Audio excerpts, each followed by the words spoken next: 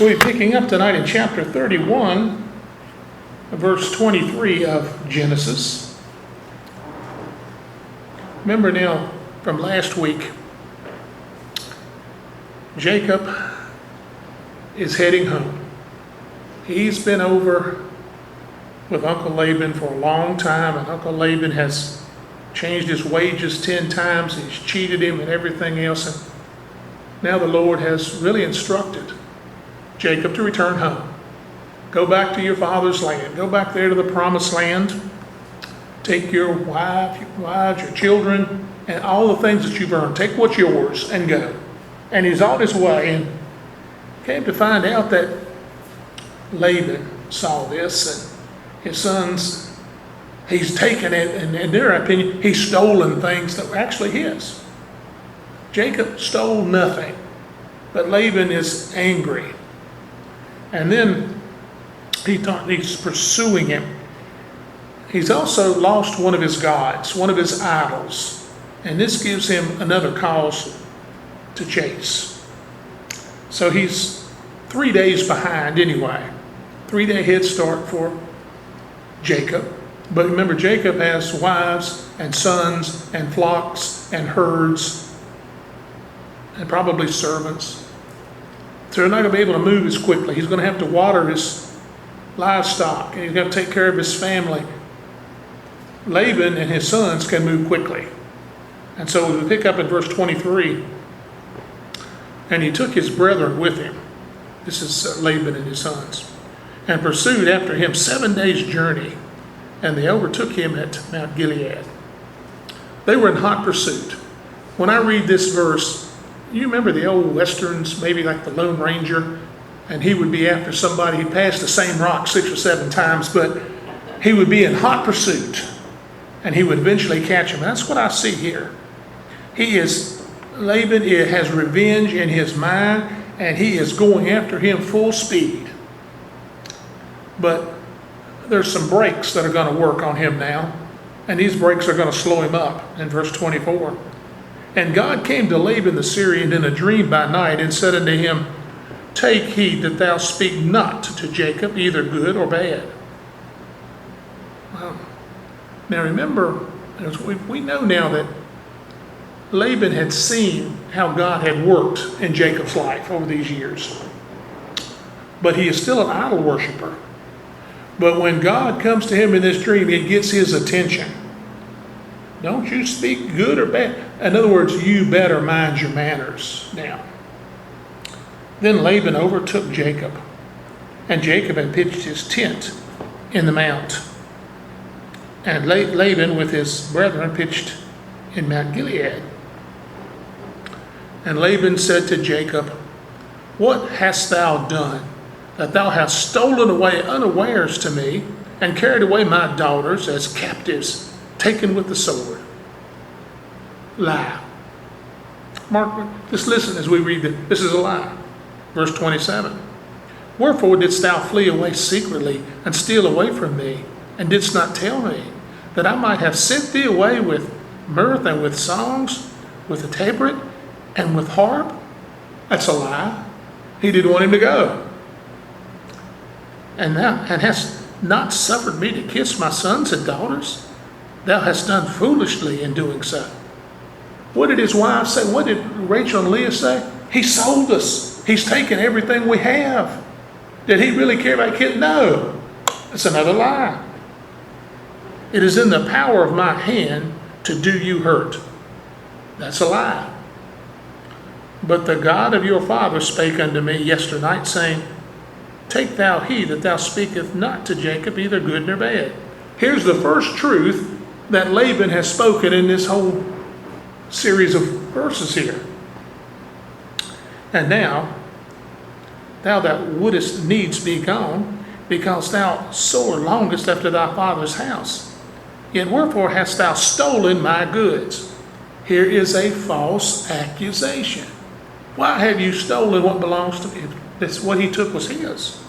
Now, Jacob answered and said to Laban, Because I was afraid, for I said, Peradventure thou wouldest take by force thy daughters from me. For whomsoever thou findest thy gods, to let him not live. Before our brethren, discern thou what is thine with me, and take it to thee. For Jacob knew not that Rachel had stolen them. And Laban went into Jacob's tent, and to Leah's tent, and into 2 maidservants' tents, but he found them not. Then he went out of Leah's tent and entered Rachel's tent. Now Rachel had taken the images and put them in the camel's furniture and sat on them, and Laban searched all the tent, but found them not. And she said to her father, Let it not displease my lord that I cannot rise up before thee, for the custom of women is upon me. And he searched, but found not the images. Okay, we have a 7-day pursuit. They've been after him. Now they're east of the Jordan. Laban's catching up with Jacob, and God warns him in a dream. And God said he's going to protect Jacob, and he's going to do that. Don't you say anything to him, good or bad. Even though Laban had been an idol worshiper, a pagan, he does accept God's word because he has seen God's hand working in the life of Jacob. And so he's concerned about that. He has a fear of God. Now, as you know, there's 2 different words for fear. We are to fear God. That means to reverence him. The fear that Laban had was knee-knocking, I better obey or I'm going to hit by lightning type fear. So without this decisive act of God, Jacob might have brought home absolutely nothing with him. If God had not intervened, Laban and his sons very well may have taken everything from him. Once again, God's in control. And none of Laban's wicked, evil intentions were going to succeed. Now there's a controversy that's coming up between Jacob and Laban. It's kind of like a suit, if you will, a lawsuit. And in the first strife or accusation, Laban claimed that Jacob robbed him.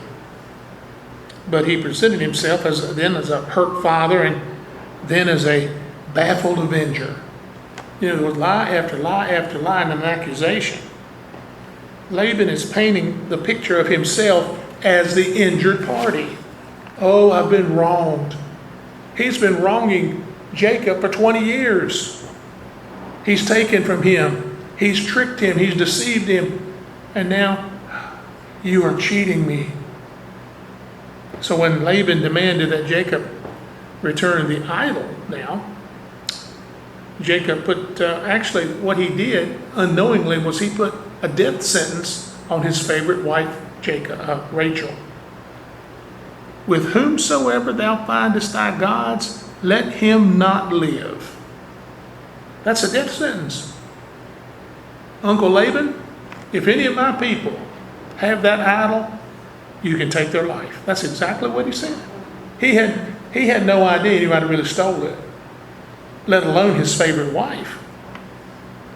But Laban was deceived by Rachel.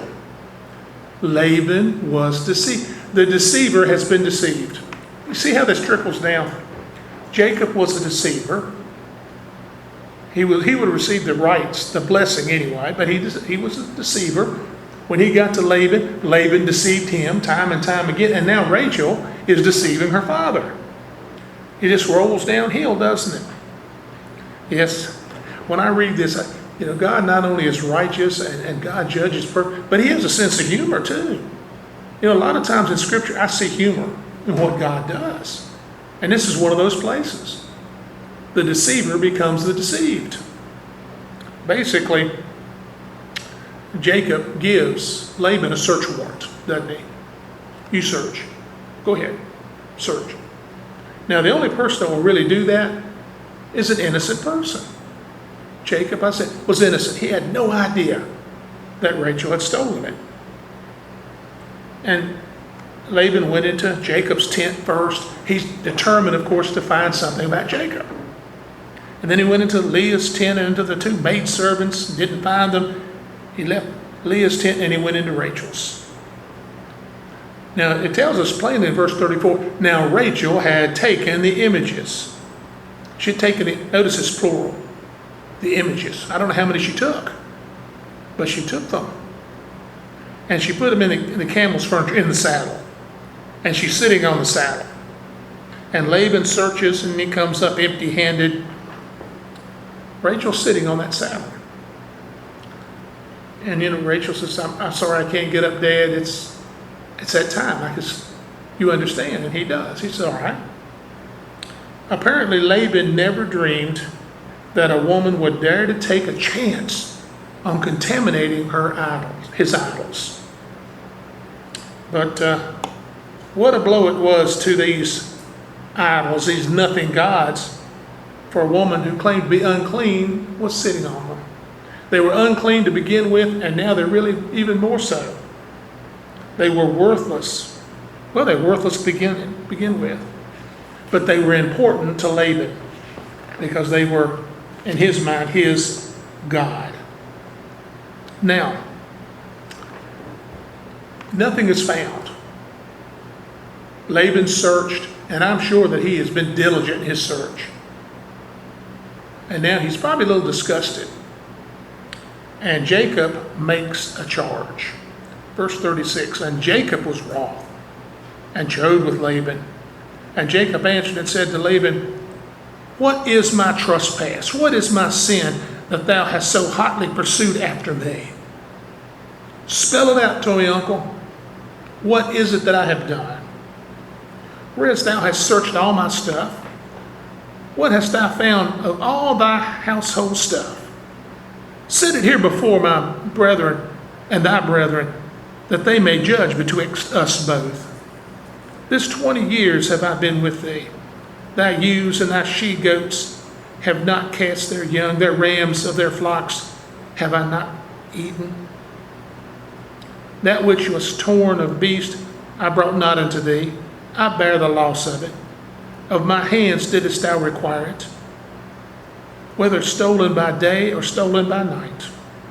Thus I was. In the day the drought consumed me, and the frost by night, and my sleep departed from mine eyes.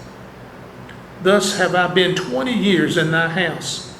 I served thee 14 years for thy $2, and 6 years for thy cattle, and thou hast changed my wages 10 times. Except the God of my father, the God of Abraham, the fear of Isaac, had been with me, surely thou hadst sent me away empty.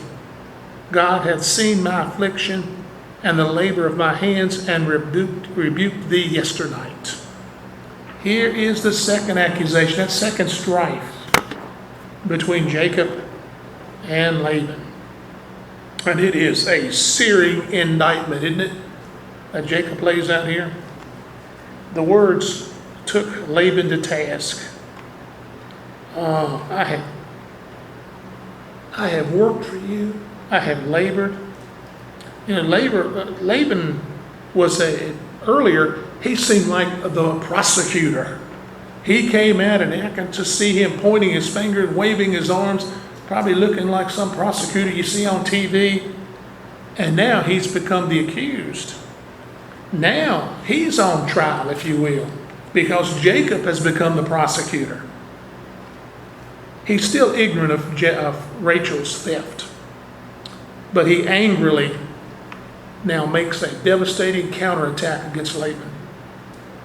He accounted the hardships that he had endured with Laban over 20 years. He took financial loss. When I lost a lamb, I took it. I brought you what you deserved. Something was eaten or destroyed, I took the loss. I stayed during the heat of the day. I was cold at night. I didn't get sleep. I took care of your flocks and your herds. And you changed my salary 10 times. You didn't keep your word. The fear of Isaac, he says, the God of my father, the fear of Isaac, that's the God Isaac feared. That is reverenced. He is the God that Abraham reverenced, that Isaac reverenced, and now that Jacob, he's going to reverence him. Respect. And that was Jacob's God. and God had seen his hardships. In other words, Laban, God has seen what you have done to me for these past 20 years. He knows. So verse 43, you knew that Laban wasn't going to stay quiet too long. And Laban answered and said unto Jacob, these daughters are my daughters, and the children are my children, and these cattle are my cattle, and all that thou seest is mine. And what can I do this day unto these daughters, or unto their children, which they have borne? Now therefore come thou, let us make a covenant, I and thou, and let it be for a witness between me and thee. And Jacob took a stone, and set it up for a pillar. And Jacob said unto his brethren, gather stones. And they took stones and made a heap, and they did eat there upon the heap. And Laban called it Jegar Sahadutha, but Jacob called it Gilead. And Laban said, this heap is a witness between me and thee this day. Therefore was the name called Gilead. And Mitzvah, for he said, the Lord watch between me and thee when we are absent one from another. If thou shalt afflict my daughters, or if thou shalt take other wives beside my daughters, no man is with us. See, God is witness betwixt me and thee. And Laban said to Jacob, behold this heap, behold this pillar, which I have cast between me and thee. This heap be witness, and this pillar be witness. But I will not pass over this heap to thee, and that thou shalt not pass over this heap and this pillar unto me for harm. The God of Abraham, the God of Nahor, and the God of their father, judge betwixt us. And Jacob sware by the fear of his father Isaac. And Jacob offered sacrifice upon the mount, and called his brethren to eat bread. And they did eat bread, and they tarried all night in the mount. And early in the morning Laban rose up, kissed his sons and daughters, and blessed them. And Laban departed and returned into his place. Did you notice anything strange about that story? Did you notice how Laban turned it around? The whole idea was Jacob's. So let's watch as we go through. Laban says, let's make a covenant, a boundary between us. Laban instigated it, for Jacob would not, had no need, he didn't care for it. But Jacob set up a tall stone and then piled heaps around it. They called it by two different names. Laban explained that the name meant a heap of witnesses, but he added the Hebrew name watchtower, entrusting God to watch over them. The stipulations were that Jacob would not harm Laban's daughters, and Jacob and Laban would stay apart. Now, this gets a little interesting here. Why would Jacob ever want to come back? In expressing the stipulations of the agreement, Laban used many words to cover up his unworthiness, untrustworthiness. Now, the unpredictable man was trying to convey that Jacob was the slippery character. Did you notice the change there? He had to be bound by a whole group of stipulations. Did you see this change? Jacob doesn't need all the stipulations. Laban is the one you can't trust, but you notice, I did this, I did that, I'm doing it for this reason. He even appropriated the heap of stones. Behold this heap, behold this pillar, which I have cast betwixt me and thee. Jacob built it. You see the man, you have to watch him. For 20 years, he had taken everything he could from Jacob. And now he's taking credit for even building the little place there. That heap of stones, that monument. No, I did it. Boy, doesn't it sound like today? Taking credit? This is a boundary settlement. And one thing. And it's also the wives' right to show that Laban and Jacob wanted to confirm the status quo. All right, everything's going to be okay now. The treaty also marked a break between the East and the family of Israel. That is, they're removing now, with Jacob going back into the promised land, he is removing that threat of idol worship and leaving it behind. When he passes over now, they're not going back. That's all history now. The idols are to stay on the other side of that monument. So this border treaty marked out the frontier of the hill country of Gilead. In their last confrontation, God appeared to Jacob and to Laban in dreams for the purpose of separating them. He appeared to Jacob and said, go back to your father's land.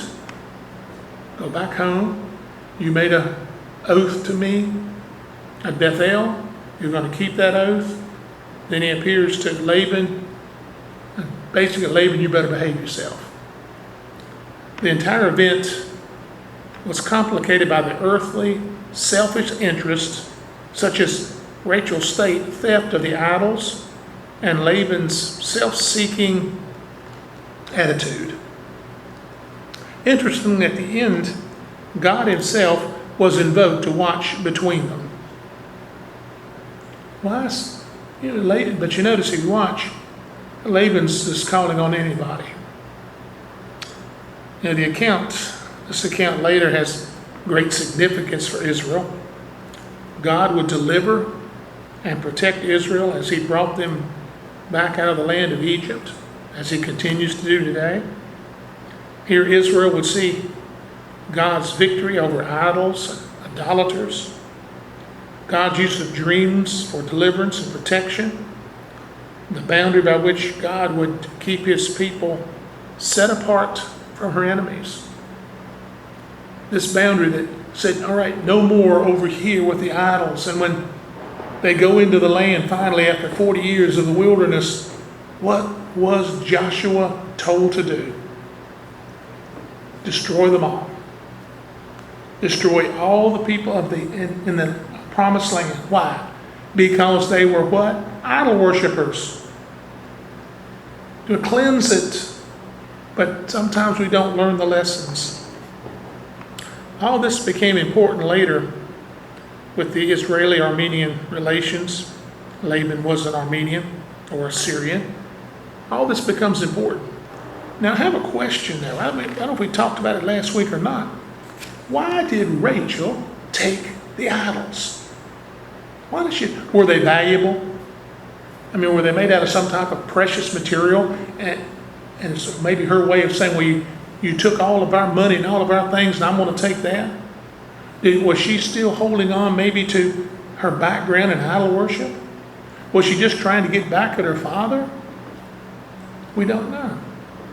But it was almost a serious situation for her and for the family. So now as we slide into chapter 32 here, I don't know how far we'll get into 32 tonight, but we'll begin. And Jacob went on his way, and the angels of God met him.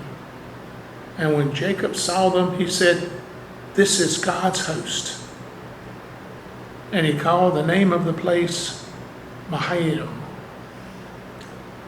Jacob went on his way. That's a marvelous little words right there. Why? Because he's following God's command. Get back into the promised land. You made an oath to me, Bethel. I'm telling you to go back. Jacob went on his way. He's continuing on that journey. So God prepared Jacob for meeting Esau here. And I know that Jacob's thinking about that. We'll find that out shortly. He's thinking about that reunion with Esau. Is Esau still angry? Has he been smoldering over this for 20 years? Does he want to do me harm? Well, he's being prepared. He has a vision. God's hosts, the angels of God met him. You know, I've never knowingly seen an angel. We may have seen angels unawares, I don't know, but he sees angels here.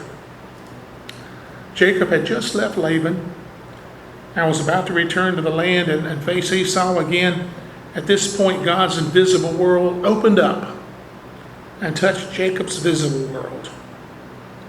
The encounter is described with just such a briefness, isn't it?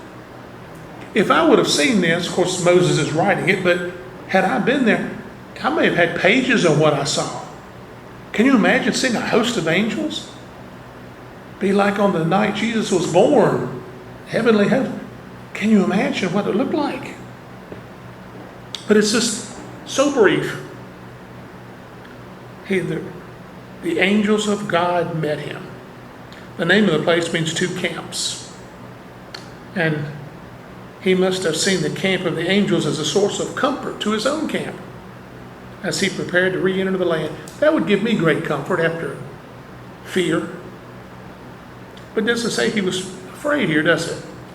You notice in Scripture, on almost every occasion, when a human sees an angel, a believer anyway, what does the angel say to him? Fear not. And I would be afraid. That's something you don't see. But it is not mentioned here. And he's excited by it.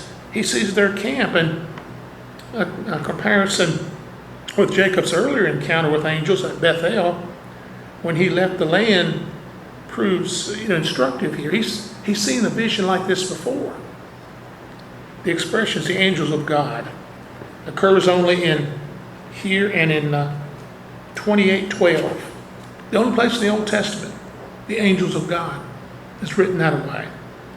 There's a correlation here between what is happening in the passage and what took place at the naming of Bethel, house of God, on Jacob's way out of the land. And now he's a new place where he's back in the land, two camps. The camp of the angels and our camp. It's got to give you a lot of comfort now. His glimpse of the angels of God assured him that once again of divine protection. What accompanying that is, to know that you have protection. You ever thought about what protection angels could give? What did Jesus say in the garden? You don't have to fight for me. I have how many angels? 12 legions. 12 legions of angels could do a lot of damage, couldn't they? This host of angels, don't know how many. But think about this. 2 angels went into Sodom and Gomorrah. Just 2. I haven't had a postcard there lately. 2 angels with the power of God. This really would give Jacob a great deal of comfort. I've got an army of angels on my side. God is just really showing him, I told you I'd be with you, I'm with you. So the angels welcomed him on his return to the land of promise. Boy, this all the reassurance now that Jacob's going to need. When God's work is involved, conflict is spiritual, not physical. We give in so many times because we think physically rather than spiritually. And this was true for Jacob, it's true for Israel, it's true for us today. No human effort can be sufficient in these things. It has to be God's spiritual help. The source of defense and the means of victory come from God. In this case, Jacob's seeing God's ministering angels, and he knows he's going to be guided and protected just like God said. Verse 3, and Jacob sent messengers before him to Esau his brother to the land of Seir in the country of Edom. Now, I think that's interesting. Am I the only one that sees anything here? Jacob sent messengers.